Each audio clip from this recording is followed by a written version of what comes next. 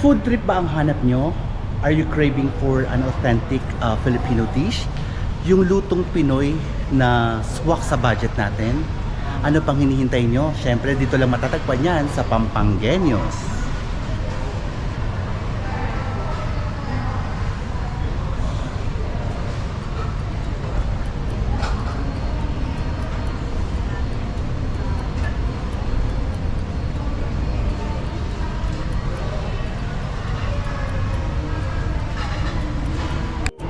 What's up, Survivor? I'm back once again. I'm your Art Survivor 16 and welcome to my world. So, syempre for today's vlog, it's another food trip or mukbang. So, today, this is actually a sponsored video or sponsored vlog. So, i-feature natin ang Pampangueños restaurant. Ayan. So, what to expect in this vlog? Syempre, we will get to know about the business, the food business. At syempre tatanungin din natin kung ano yung mga bestseller nila. So tara, samahan nyo ako mga ka-survivors.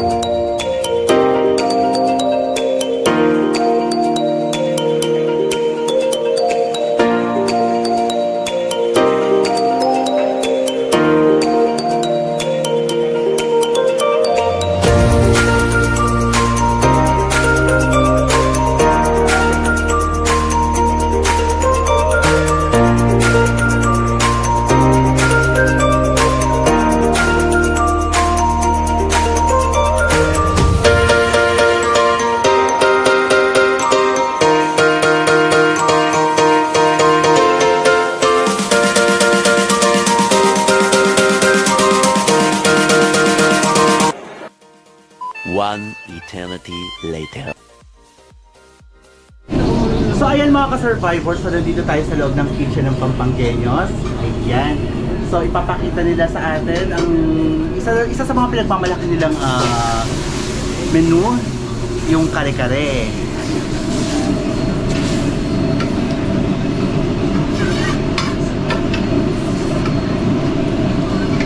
Siyempre, featured natin ngayon si Sir Erwin. Ayan. So, bali anong ginagawa mong snap na yun? Isa sa kare-kare. Sa best seller namin ito.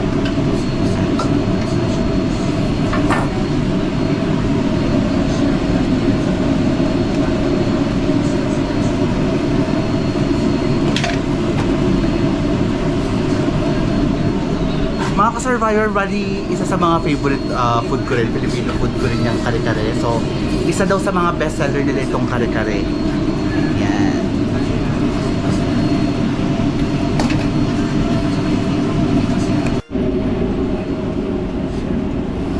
Mahirap ba gumawa ng ng sauce ng kare-kare? Actually kasi gusto ko rin yan yung kare-kare na yan. Mahirap. Actually, mabilis lang naman siya kasi hindi naman siya yung maraming ingredients. Simple lang naman siya. Normally ilang minutes? 10 minutes, tapos na yan kasi high pressure naman yung ginagamit natin. Tapos yan, so ready to serve na ito. Lalagay na lang natin yung toppings, yung mga gulay, karne. So bali ganyan lang pala siya. Yan, so yun yung sauce niya. Tapos ilagay mo dito.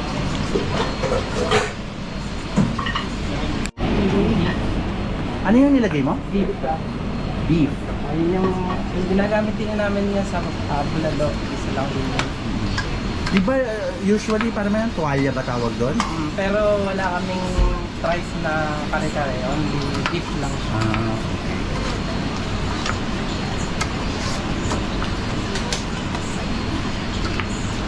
Yan, ganyan pala yung paggagawa ng sauce ng kare-kare.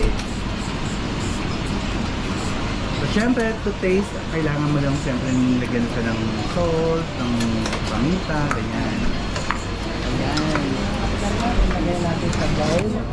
Tapos ilalagay na lang natin yung ating mga gulay. Wow.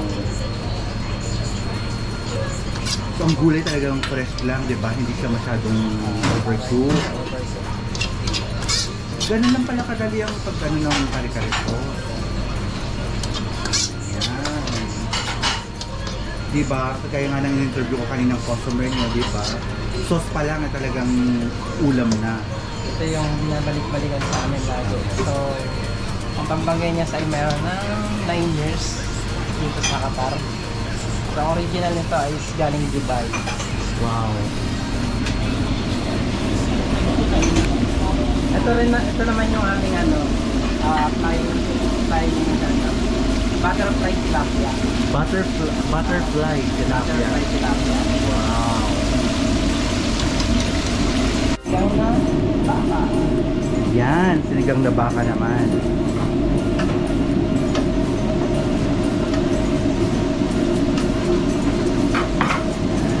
So, it's so healthy dahil syempre maraming mga veggies.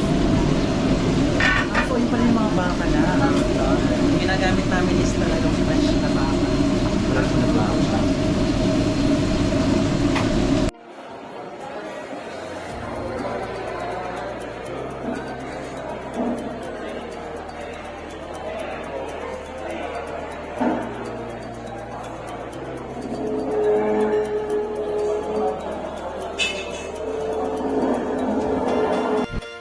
One eternity later.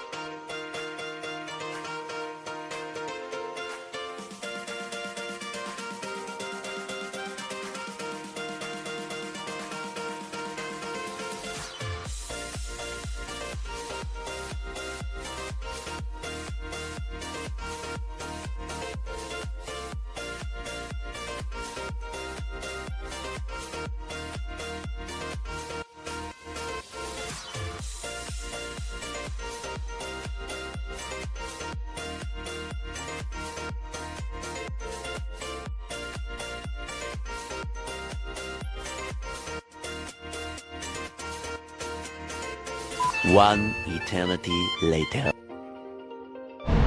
So ngayon mga ka-survivor, so bali meron tayong kasamang isang customer ng Pampanggenyo. So isa-check natin si ate kung anong masasabi niya sa luto ng Pampanggenyos. Hello po ate. Hello. Kabayan. Ano pong pangalan nila? Carla. Carla. Saan ka po dito sa Doha? Nandito lang po ako sa New Salata. Malapit lang po dito. Carla. So ano pong in-order niyo ate? Nag-order ako ng kare-kare. Wow. Kasi favorite ko to. Parehas tayo. Actually, favorite ko rin ng favorite ko kare-kare. So, ano naman pong masasabi niyo review to sa... Masarap siya.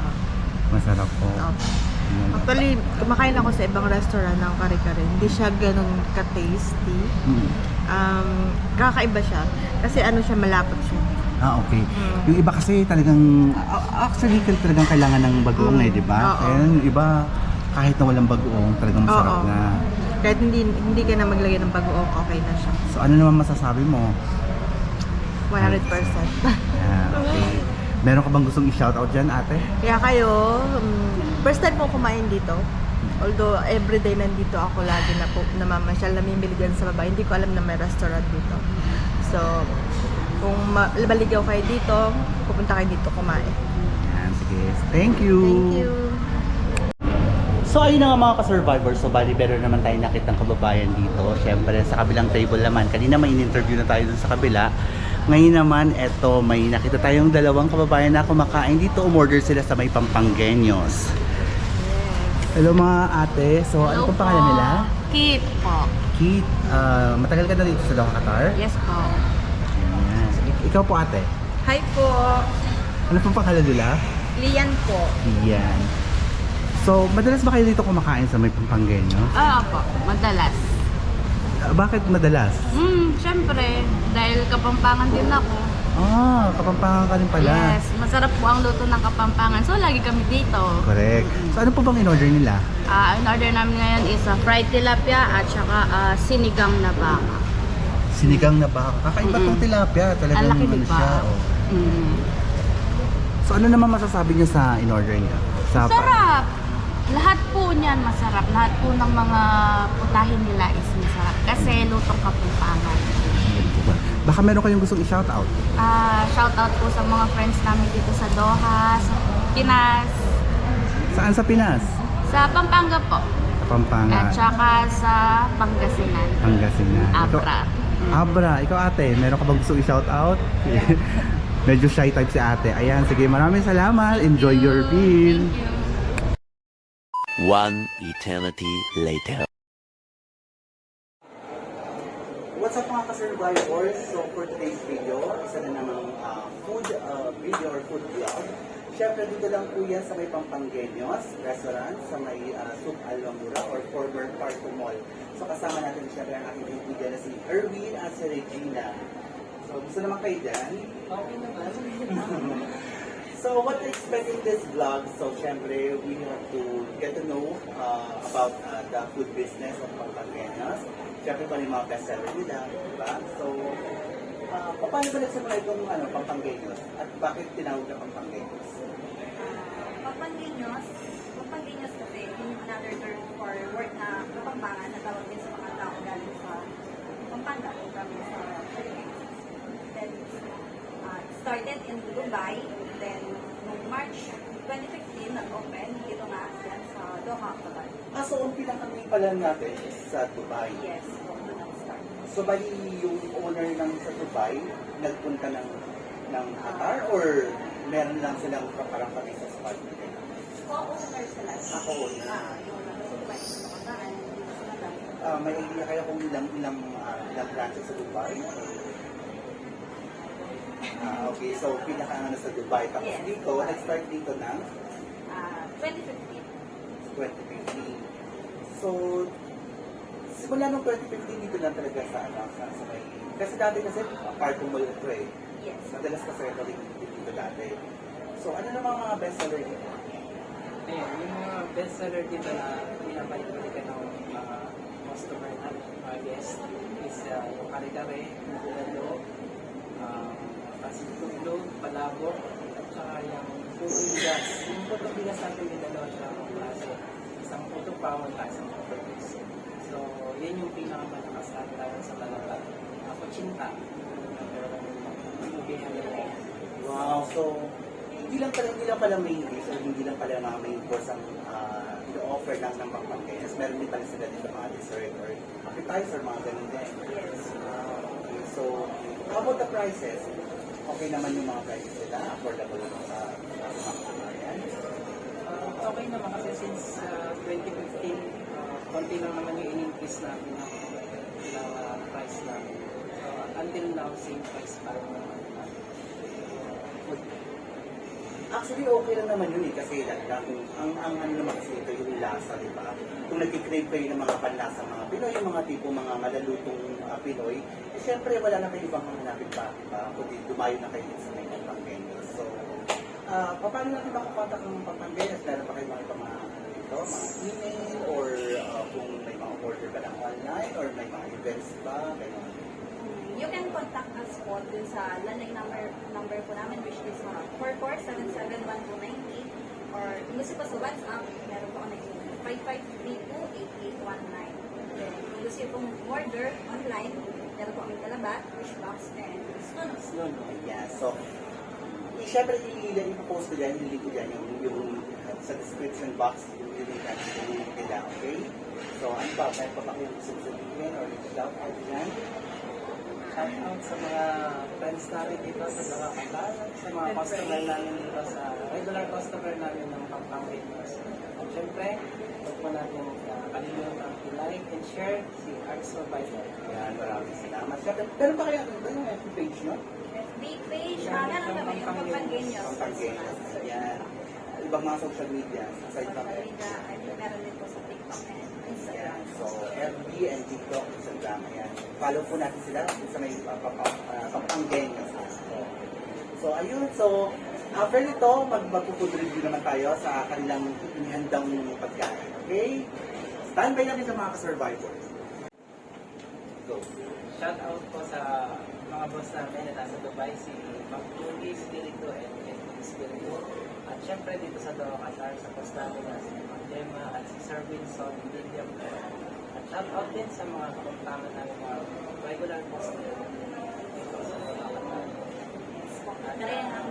Karehanggang Kabambangan, kening Doha Qatar, agatanda kayo po, kening Suk Almamura, dating Marco Mall, choke po kayo ng second floor, food court po.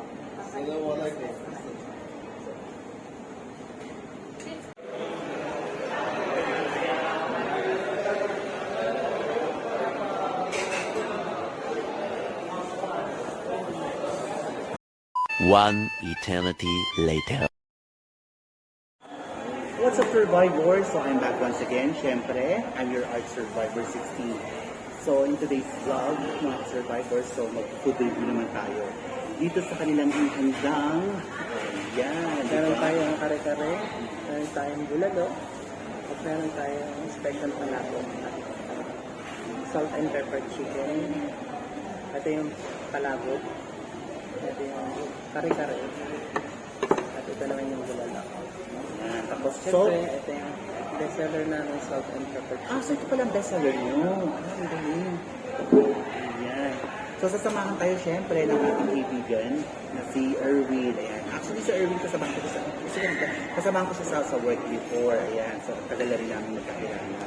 Tagal din kami din nakita. Oo. Actually, kasama namin dapat dito si Lester, kaya lang wala siya. So, shout out Lester. So, again, dito lang yan sa may Pampangueñas restaurant. Nandito tayo. Dito mo lang yung matatagpuan sa may food court sa may Suk Suk Mamura. Mamura. Dati siyang party mall. Mm-mm. Ayan, sabi ko sa kanya, samahan niya ako na kumain dahil hindi ko naman mauubos ito lahat. Diba? Ang dami ito. Actually, itong mga sinerve nila, ito yung mga paborito rin pagkain. Gaya ng kare-kare. Lalo na ang kare-kare. Yan. Ang tawag ito, palabok. Pero yung malilit na bigla. Yung dalawa kasing klase, yung ligbog yung pasok na natin. Yung matataba yung noodles. Yung palabok siya yung bihon na noodles. Yung ibang customer na bili. Pag-usapan natin yung mga pricing nito. Itong serving na to, good for ilang Good for, pwede rin siya 3 person. Pwede. Oo, actually marami siya. Pwede pa nga sa 5 person to kasi malaki na siya. Oo nga. Ganon din yung bulalo, 3 bulalo. Pero meron talagang tao na malakas kumain ng bulalo. Kaya niya ubusin. High blood, pero okay lang naman yan. So, meron naman kayo mga gamot-gamot dyan. Yan. Ito, paborito ko rito eh. Ito, Siyempre yung palabok, good for 1 person. Ito, good for one pa to? Good for 1 lang. Actually, good for 2 or 3 na rin ko. Pero yan, siyempre. Ayan, ito yung sauce na Ito yung sauce ng chicken. Ito yung sinasabi nilang bestseller nila. Salt and pepper. Ayan. So, tara, samahan mo ko. Kain ka rin, ha? Kain ka rin. Kain ka rin. Oo, sige lang. Pero siyempre, tignan mo wala. Oo, siyempre. Gusto ko muna tikman yung sabaw. Kasi siyempre, bulalo. Ayan, mga ka-survivor. So, again, inuulit ko, this is a sponsored video. Siyempre, yung ating generous na friend at yung Pampangueñas restaurant. At siyempre, wala namang bas-bas, yung problema. Yang, ano pangalan ng mayari? Ayan, Miss Gemma, maraming salamat po. Hope to see you soon, see you again. Ayan, thank you so much for allowing me to do this vlog. Ayan. Masarap siya. Masarap siya. Pwede ba nakita mo naman kanina ba? Fresh yung ba? Actually, masarap siya. Bagong luto yung bagong luto. Sabaw pa lang. Saka yung ano niya, yung meat niya, napaka-tender. Correct. Ito yung meat niya. So, kuha tayo ng konti niya. Ay, ang lambot. Sobrang lambot. Sobrang lambot ng ano. Anong lambot ko? Yung meat talaga na ano.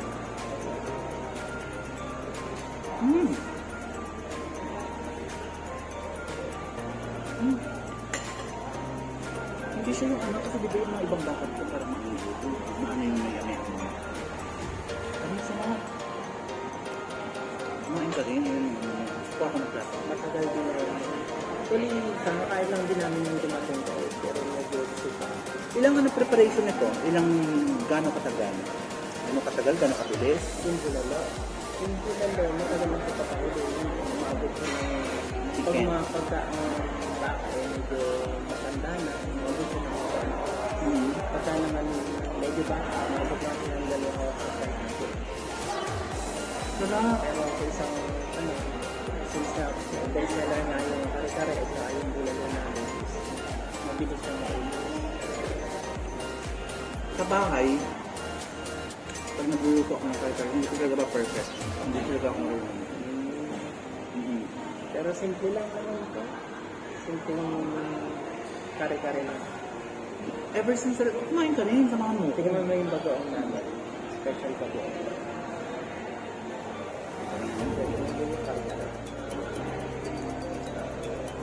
Wow, this is one of my favorite.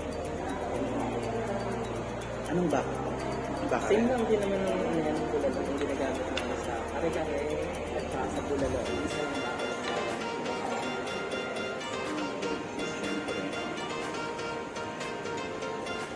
Kain ka rin, hindi ko man mo. Ako yung kusog pa. Nakita na kitang busog, masaya na. Ilang years lang, actually, ilang years na kami magkakilala ng mga 20 January. Sabay din kami Yes. nag-upload. Since 2004. Yan. 19 years na. Sumalo. Tama ka 19 years. 2 years na. Shout out sa mga kasama namin dati sa trabaho. Grabe, sarap. Kuni. Ulam ko na yan, ilang days. Ulam ako. Anong kasaya mo sa ano? Sa kare-kare. Lahat masarap. Actually, lahat masarap. Yung chicken, sarap mo. Oo, kasi pag kinagat mo pala ng Alam mo yung chicken, nakatanggal sa puto. ako napansin mo parang siyang, ano, ang tawag doon? May teriyaki. Hindi mo naman kaya. Hindi parang yung may lasang teriyaki na masarap. Yung medyo matamis-tamis. Masarap siya. Ayan, so ano pang inaantay nyo? Yung mga nagpo-food, ano dyan, mga nagpo-food trip, mga may hilig sa mga pagkain Pinoy, siyempre, tayo na kay Ricky. Pero sa Almamura Sur. Same place lang din yun. Dati ng Parco Mall. Dito lang yung sa food court. Almamura. Sobrang sarap. Favorite ko ito talaga.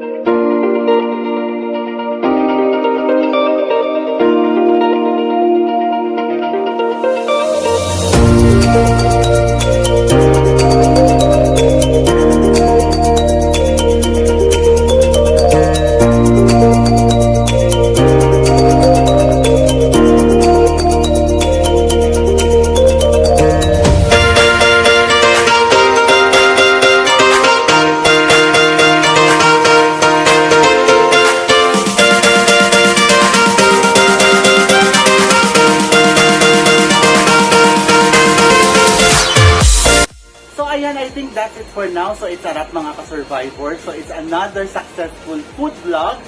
So thank you so much. Special mention to Pampangueños. What's the name of the owner again? Miss Gemma and Miss Gemma, Mr. Wilson, dito. Ayan, thank you so much for sponsoring this video. So, again, this is your Art Survivor 16 saying, if you believe in yourself, anything is possible. Start your day with a smile, but not just a smile, but with a big smile. Always stay positive and be happy. Again, this is your Art Survivor 16 saying bye for now.